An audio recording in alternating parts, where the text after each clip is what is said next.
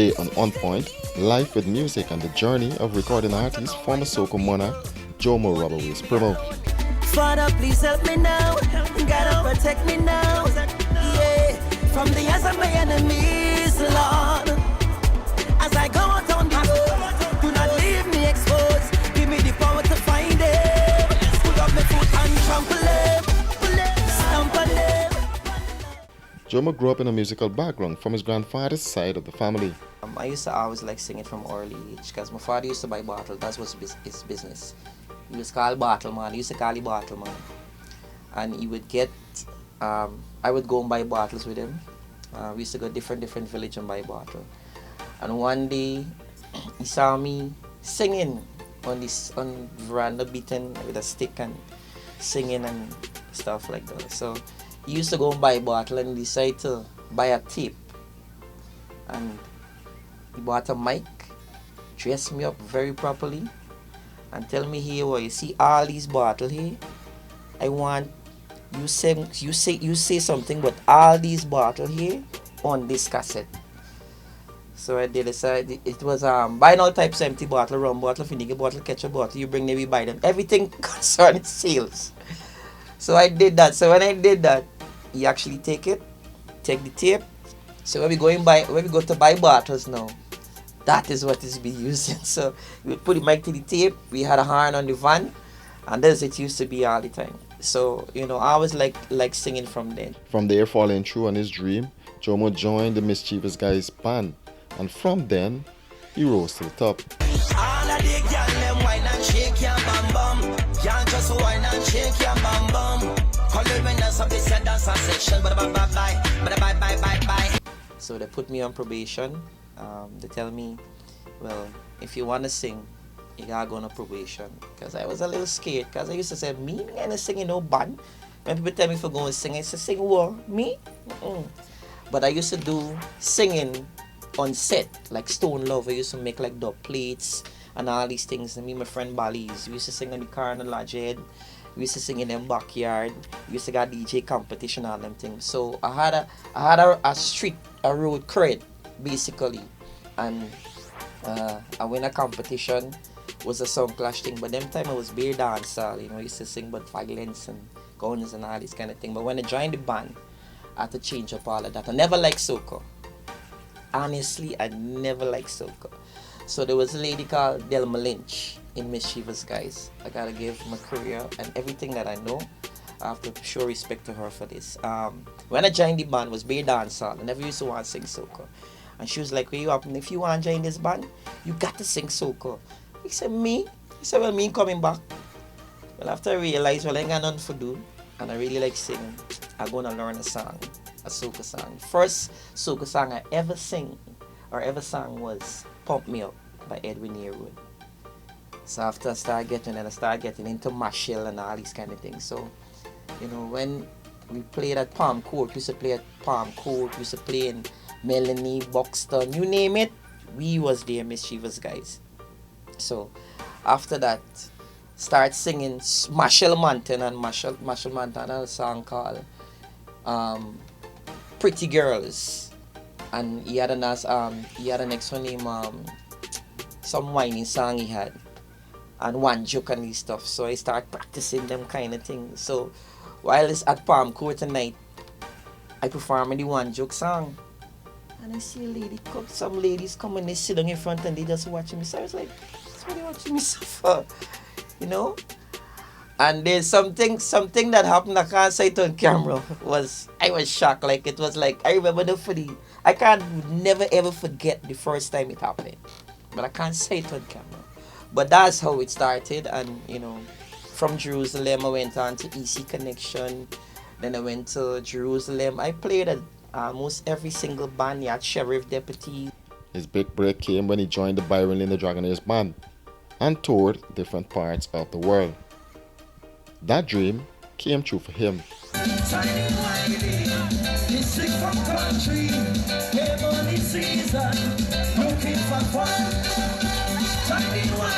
When I first joined Byron Lee, my first gig was in Trinidad, because they used to go for Trinidad Carnival. and I had to join them. After meeting them in New Jersey, he say, "Yo, give me a number." So I thought, "I really want me number." Well, I used to always dreamed of being a part of the band. Cause when they used to come and they used to play at banks, I used to be front row and center, and I said, "I wish one day I could get in this band." Them time that Leon called the row and who was he? White man and all these kind of things. So by God, forgetting this man one day. But after going to Jersey, you see me and you see all these ladies in front of the stage screaming and you're like, who's this sweet man? So take my number. So I thought it was a joke. He just take me number. But then when I went to training, when I come home from tour with Jerusalem, my mother say, "Yo, I'm a coffee. Some man named Byron Lee." I was like, "Byron Lee?" Yeah, he said, "Stay right here." Like when I reach home, he just call. He says, when you reach home, keep it. And then, so, he said, "Listen to me." Next day, he said, "Listen, this is the information I give you. Go to the airport tomorrow, pick up a ticket, come to Trinidad." I was like, "What? You serious?" He said, "Yeah. Go to the airport, carry your passport, Trinidad." Went to Trinidad, started rehearsing. Well, that's my first experience. That's the first time I actually ever went to Trinidad. From Trinidad, we went to Jamaica.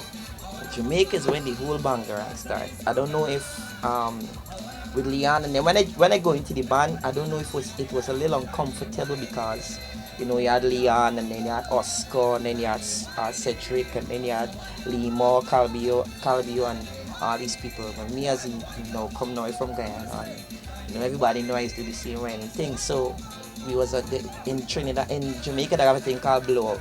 Every time there's about to start the Jamaica Carnival, they have a thing that's called blowout, the first event. So this is the first time I can hit a Jamaican stage. All of these are dreams coming true, watching and wishing. So Leon now, but he was a favorite with the Guyanese, and Guyana, Byron used to play for a lot of Guyanese. And there was a song called "On the Ground." So they introduced me. I used to sing a song called "Stranger." So when Leon come on now, Leon had to introduce me. So when he introduced me now, it's like, I got this little boy come from Guyana, first time in Jamaica. Bring him to see what he could do. So this man introducing me. Like me think nothing. So after he done perform his song and thing, and me turning come down, the song called "Stranger," and a part of it. When I say "Why enjoy it," and I started doing all them wines I used to doing there, and a close pin, zip, and the whole place was like, I've never seen. I mean, I used to see the reaction with Jerusalem, but in a foreign port, like to see how it was like crazy. I would never ever ever forget. It was 2001, the 20th, and look how much years is that. So it was from there I became a household name in Jamaica, and then we started touring. We used to do like 52 cities a year, like from Washington to New Jersey to Belize, and the experience was amazing until Byron Lee died. When he died, somebody else took over. They lost about 2 years or so, and the person who took over, he died too, and and that was the ending of Byron Lee. But the experience was one I would never. It was like a blessing to me, and it took me out to the world. Basically, I went to every Caribbean country you could actually, think of. But the only thing about being with Byron Lee is that you used to have to be you could have only been a band member. You never used to really get a chance to, do certain things on your own. You has to be for the band and with the band. And I think that all the years is what hold on a lot of artists that passed through Byron Lee Johnny's. He explained how he got the name Rubber Waist. When I was in Jerusalem at the time, and I was very popular around the local circuit, and I used to move like rubber. And basically a day we was at rehearsal, and pops we played at an event, And when I opened the papers, I don't know who the person was that did the story. And as I was reading the story, she said she went to this event and there was this guy on the stage moving his waist like a rubber, Jumo Primo. And it stick from then. That's how I got it. I didn't even know. I just opened the papers and I see it, and everybody started calling me that from then. So that name I give myself or anything. That's basically how the name came about. Nah, she said she wanna feel nice, like sugar and spice. She said she want some music. I give a Guyanese music. She want it all night. She said play me all night when I give her the ding dong. Through his journey and despite all his accolades, Jumo remains humble, and he attributed that to his upbringing. They say what is fall from the head, it is fall on the shoulders of the elder person. And me seeing my father's life, and my father was a descalter, he's called metaphysic. He used to heal people because he came from I'm from a spiritual background. He used to heal people and stuff like that. And even though my father used to buy bottle and all these things, he's known as the bottle man. He never went into no problems. Everybody would come from the littlest child would pass and say, "What going on, brother?" And he would show the respect to them. And as growing up, I kind of observe the same thing and observe it to myself. Because me as a person, I am very humble. I don't let situations like make me get ahead of myself. I basically realize that everything that you have is a blessing, and it comes from a higher power. And anytime you misuse it, or you feel that you're more powerful than everybody else, it is actually create a different individual. And I remember one thing Byron Lee said to me. He said, "You could have all the talent in the world. If you're not humble, then it's like you have no talent." Because a man will say, "Hey, but you're more talented boy, but by the man got a stupid attitude, they can't deal with the man." And then it comes from another thing called respect for others.